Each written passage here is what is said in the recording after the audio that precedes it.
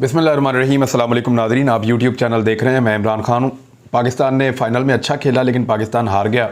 Overall अगर बात करें तो वो यही बात थी, लेकिन बैटिंग में पाकिस्तान में परफॉर्म नहीं किया। कुछ चीज़ें मुझे बहुत अजीब लगी इस मैच के अंदर बाबर आजम की कप्तानी में कि उन्होंने एक ऑलराउंडर को खिलाया, मोहम्मद नवाज़ को। बैटिंग वो कर नहीं पाए और वैसे भी उनकी बैटिंग खुशदिल शाह से या आसिफ अली से या ऐसे लोगों से बेहतर नहीं है। पीछे बैठे हुए बैट्समैन ज़्यादा बेहतर भी थे।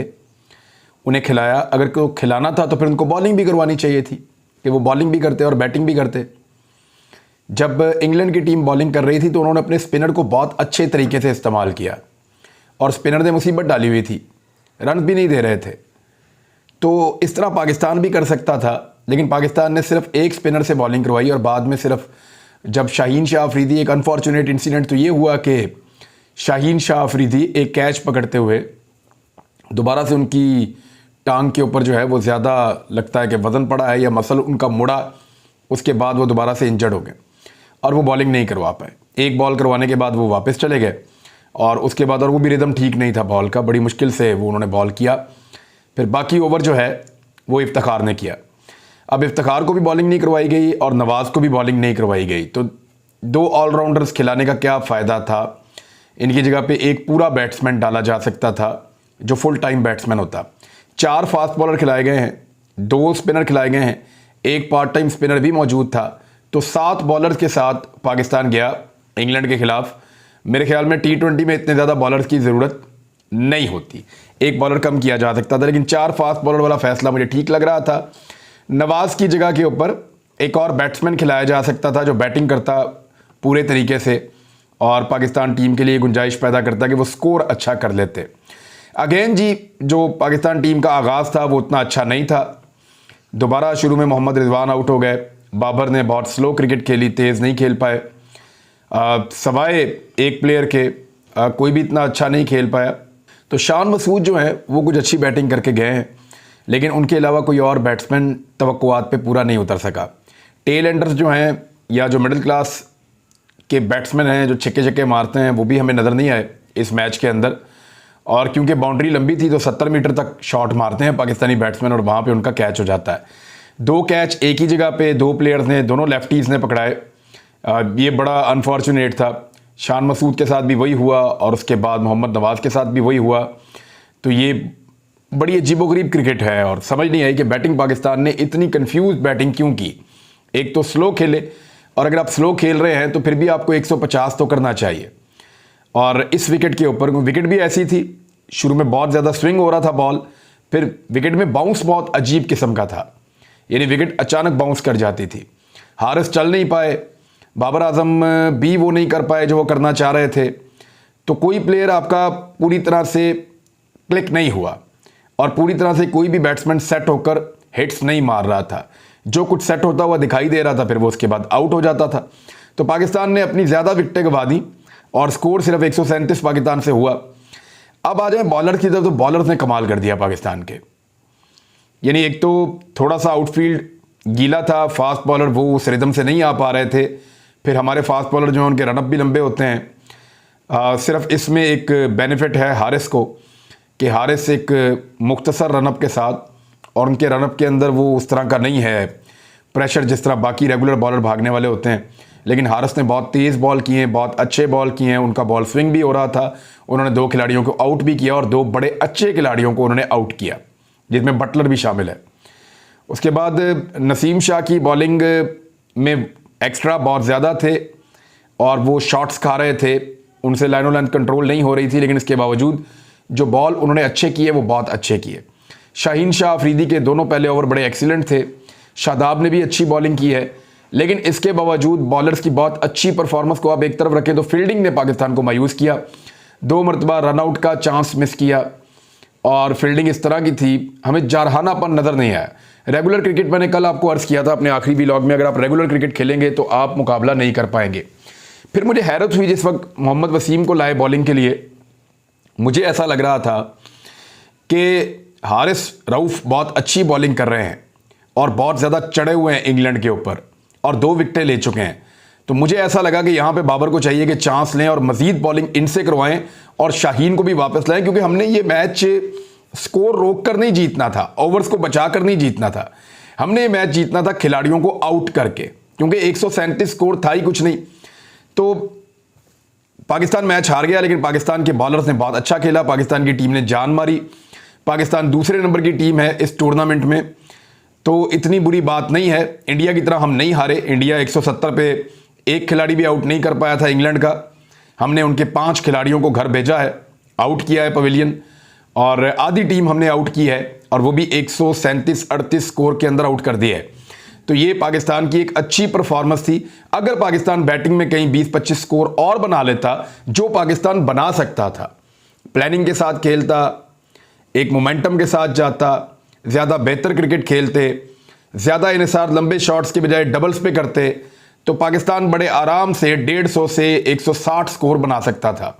और अगर पाकिस्तान इतने स्कोर बना लेता तो इंग्लैंड के लिए मजीद मुश्किलात पैदा हो जाती, या शाहीन शाह अफरीदी अगर 10-15 स्कोर 20-25 स्कोर और होता, शाहीन शाह अफरीदी अनफिट ना होते, तो ये मैच इंग्लैंड नहीं जीत सकता था। वेल प्लेड पाकिस्तान, लेकिन थोड़ा दलेरी से खेलना पड़ेगा।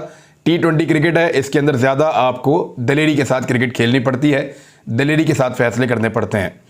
अब मेरे पास कुछ खबरें हैं, वो मैं आपके साथ शेयर कर देता हूँ। सबसे पहली खबर तो ये है कि मैंने आपसे ये कहा था कि जो टॉर्चर वाली खबर है वो गलत साबित हो जाएगी, मुझे ऐसा लगता है। मेरे सोर्सेज ने तो मुझे यही बताया था। अब हुआ ये है कि ये टॉर्चर वाली खबर फैलाई क्यों गई, पहले तो आप ये सुन लें। अरशद शरीफ शहीद भाई के ऊपर जो तशद्दुद की खबर फैलाई गई, वो खबर इसलिए फैलाई गई ताकि केस को ख़राब किया जाए, यानी केस को गंदा किया जाए, केस को ख़राब किया जाए, इसके साथ झूठ को शामिल किया जाए, बाद में झूठ को बेनकाब किया जाए और असल केस को भी ख़राब करार दे दिया जाए। मिसाल के तौर पे एक्स और वाई ने फायरिंग की है और एक शख्स को मार दिया है। आप इस फायरिंग के अंदर 2 और लोगों का नाम लिख दें, यानी ए बी सी 3 लोग और मौजूद थे फायरिंग करते वक्त, हालांकि वो 3 लोग वहां मौजूद नहीं थे। बाद में जब वो 3 लोग किसी और जगह पे पता चलेगा कि वो वहां मौजूद थे, तो एक्स और वाई के ऊपर भी केस जो है वो कमज़ोर हो जाएगा। ये मैं आपको समझाना चाह रहा हूं कि केस को ख़राब करने के लिए, केस को बर्बाद करने के लिए उसके साथ झूठ को जोड़ा जा रहा है। ये किया गया है अरशद शरीफ शहीद भाई के केस के अंदर, और इसमें और भी बहुत सारी चीज़ें आने वाले वक्त में पता चलेंगी। इसकी इंक्वायरी होनी चाहिए, पूछा जाना चाहिए कि 3 घंटे की खबर फैलाने के पीछे, कि 3 घंटे तक तशद्दुद होता रहा, ये खबर फैलाने के पीछे कौन से अवामिल थे, कौन से अनासिर थे और उनका एजेंडा क्या था। अब डॉक्टर अहमद कलीबी, ये कीनिया के माहिर डॉक्टर हैं, उन्होंने पूरा का पूरा मामला जो है उसके ऊपर बातचीत की है। उन्होंने अपने ट्वीट्स के अंदर बताया है कि पाकिस्तानी मीडिया पर अरशद शरीफ से मुताल्लिक तशद्दुद की रिपोर्ट झूठी है। पोस्टमार्टम रिपोर्ट के मुताबिक सहाफ़ी को करीब से गोली नहीं मारी गई, और ये कीनिया और पाकिस्तान में जारी पोस्टमार्टम रिपोर्ट्स में साबित हो चुका है। उन्होंने बताया कि कीनिया के डॉक्टर्स की रिपोर्ट भी वही है जो पिम्स अस्पताल के 8 डॉक्टर्स ने दी। दोनों ममालिक की रिपोर्ट्स में एक जैसे जख्मों का जिक्र है। रिपोर्ट के मुताबिक सर में गोली का जख्म है, जिससे बाएं तरफ की खोपड़ी और दिमाग को नुकसान पहुंचा है। सीने में गोली का जख्म है जो पीछे से ऊपर की जानिब से दाखिल हुई है, और सीने में लगने वाली गोली से पसलियों, फेफड़े और गर्दन की हड्डी को नुकसान पहुंचा है। माहिर डॉक्टर ने बताया कि अरशद शरीफ के जिस्म पर कोई जख्म नहीं था। दोनों रिपोर्ट्स में सहाफ़ी की वजह मौत भी एक जैसी बताई गई है। इनके सर और जिस्म में लगने वाली गोलियां मौत की वजह बनी। इन पर आतशी असलहे से मीडियम रेंज से फायर की गई, गोलियां फायर की गई उनके ऊपर। डॉक्टर अहमद कलीबी ने अपनी ट्वीट्स में बताया कि पसलियों और गर्दन की हड्डी के फ्रैक्चर की वजह तशद्दुद नहीं बल्कि लगने वाली गोलियां थीं। इन पर तशद्दुद की मन घड़त खबरें चलाई जा रही हैं। सहाफ़ी के नाखून भी पोस्टमार्टम में डीएनए के लिए कीनिया में निकाले गए थे। 2 से 3 घंटे तशद्दुद वाली बात भी गलत है, दुरुस्त नहीं है। रिपोर्ट के मुताबिक जख्म लगने और मौत से 10 से 30 मिनट का फ़र्क है। लगी और उसके बाद 10 से 30 मिनट के अंदर मौत वाक़ई हुई है, रिपोर्ट ये कह रही है। पोस्टमार्टम करने वाले डॉक्टर जोहानसन ओडोर ने दरमियानी फासले से गोली लगने का बताया। दोनों रिपोर्ट्स में खून ज़्यादा बहने की वजह से मौत की तस्दीक की गई है। अब ये है जी असल खबर जो मैंने आपको दोबारा बताई है। मेरे पास जो पाकिस्तान में पोस्टमार्टम रिपोर्ट है उसके कुछ हिस्से मौजूद हैं, कुछ सफ़ात मौजूद हैं। जब मैंने उनको पढ़ा और डॉक्टर से शेयर किया तो उनमें भी किसी जगह पे टॉर्चर का जिक्र नहीं है, सिर्फ उन निशानात का जिक्र है जो पोस्टमार्टम के दौरान लगे हैं कि यहाँ से एक वाई शेप के अंदर बॉडी को किस तरह क्या किया गया। वो मैं बोलना नहीं चाहता बातें, क्योंकि सारे लोग सुन रहे होते हैं, ख़वातीन और बच्चे भी सुन रहे होते हैं, लिहाजा वो जितना कुछ भी पोस्टमार्टम में हुआ उसके ज़ख्मों के हवाले से लिखा हुआ है, टॉर्चर का तस्करा नहीं है। ये मैंने आपको पहले बता दिया था कि कीनियन डॉक्टर ने नाखून जो है वो रिपोर्ट्स के लिए वो लिए थे, टेस्ट के लिए नाखून लिए थे, और वो नाखून उन्होंने ज़्यादा लिए थे और वो उन्हीं के पास मौजूद हैं। जबकि कुछ सैंपल्स जो हैं वो पाकिस्तान में यहाँ पे भी कलेक्ट किए गए हैं, उनकी तफसीलात भी मौजूद हैं और रिपोर्ट के अंदर लिखी हुई हैं। एक आधे दिन में जब पूरी रिपोर्ट आ जाएगी तो मज़ीद बेहतर एनालिसिस किया जा सकेगा। लेकिन पता ये करना है कि एक टीवी चैनल के लोगों को ये खबर किसने दी, ये तस्वीरें किसने दी और ये कहानी किसने बनाकर दी कि जनाब 3 घंटे का तशद्दुद हुआ है, बड़ा खौफनाक तशद्दुद हुआ है, और उस तशद्दुद के अंदर जो है वो इस तरीके से नाखून खींचे गए हैं, इस तरीके से उंगलियां तोड़ी गई हैं, पसलियों पे तशद्दुद किया गया है, पसलियों को तोड़ा गया है और 3 घंटे तक लगातार तशद्दुद किया गया है। ये बात समझ में आने वाली नहीं है कि किसने उनको ये कहा कि ये कहो और उसके पीछे उसका मकसद क्या था।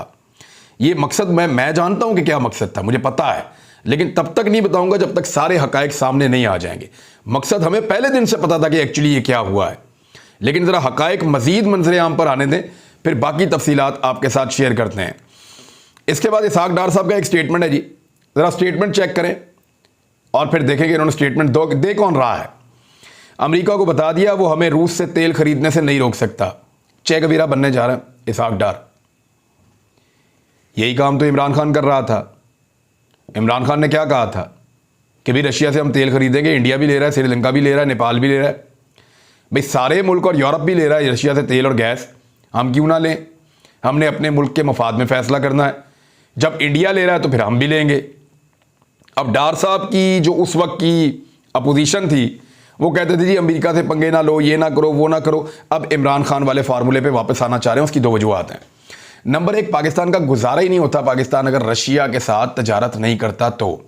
फ्यूचर में पाकिस्तान ने रशिया से, चाइना से, सेंट्रल एशिया से, यूरोप से, ईस्टर्न यूरोप से, इन सारे मुल्कों से और मिडल ईस्ट से, अफ्रीका से पाकिस्तान ने, इवन अमेरिका और यूरोप से भी पाकिस्तान ने अपनी तजारत को बढ़ाना है।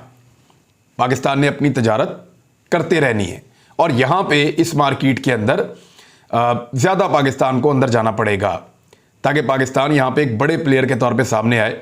22 करोड़ की आबादी है, उसको खिलाने के लिए, उसका ख्याल रखने के लिए आपको यहाँ पे बहुत काम करना पड़ेगा।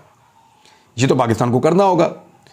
और ये इसहाक डार साहब जो हैं, अब ये चे गुवेरा क्यों बन रहे हैं, अब ये इनकलाबी क्यों बन रहे हैं, अब ये अमेरिका को जवाब क्यों देना चाहते हैं, उसकी कुछ वजूहत हैं। एक तो अमेरिका ने इनको मुंह नहीं लगाया, अमेरिका इनसे बात ही नहीं करना चाहता। अमेरिका इनको कोई सहूलत देने को तैयार नहीं है।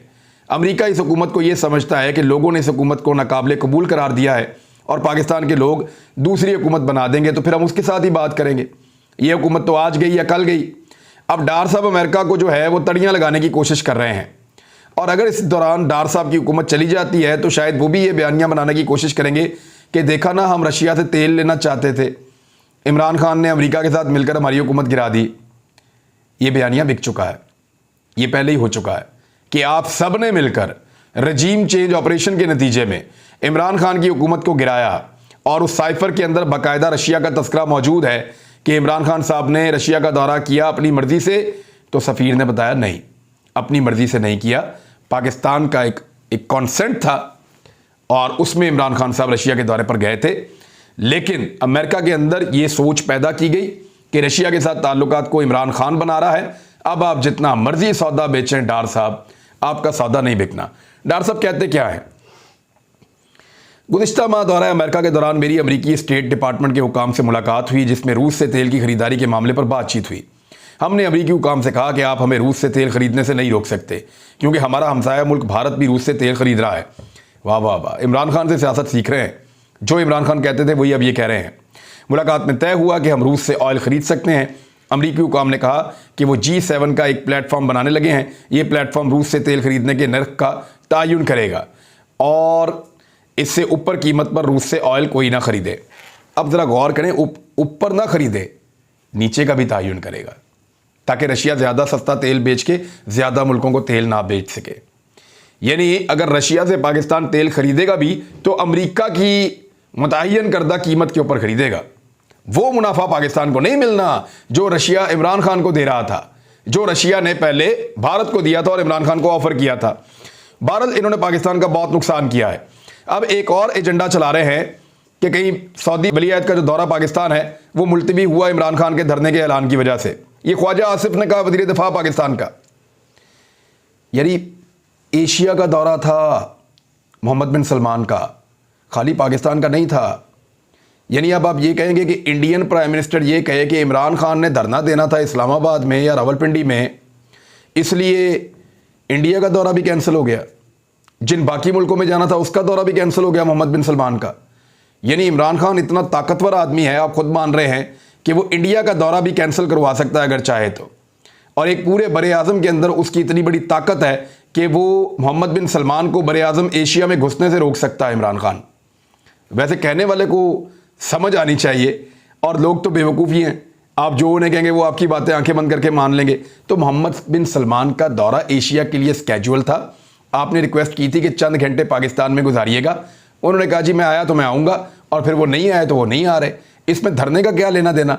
अब इस पर जो है वो PMLN ने ये करना था, मैं पहले दिन से कह रहा था, और अब वो यही कर रहे हैं। 3 महीने के लिए गैस की फराहमी जो है पाकिस्तान की सनतों को बंद कर दी जाएगी 15 नवंबर से लेकर अगले 3 महीने तक। और बहुत सारी चीज़ें अगली वीडियो में बताता हूँ। अब तक के लिए इतने, अपना ख्याल रखिएगा, अपने इस चैनल का भी। अल्लाह हाफिज़।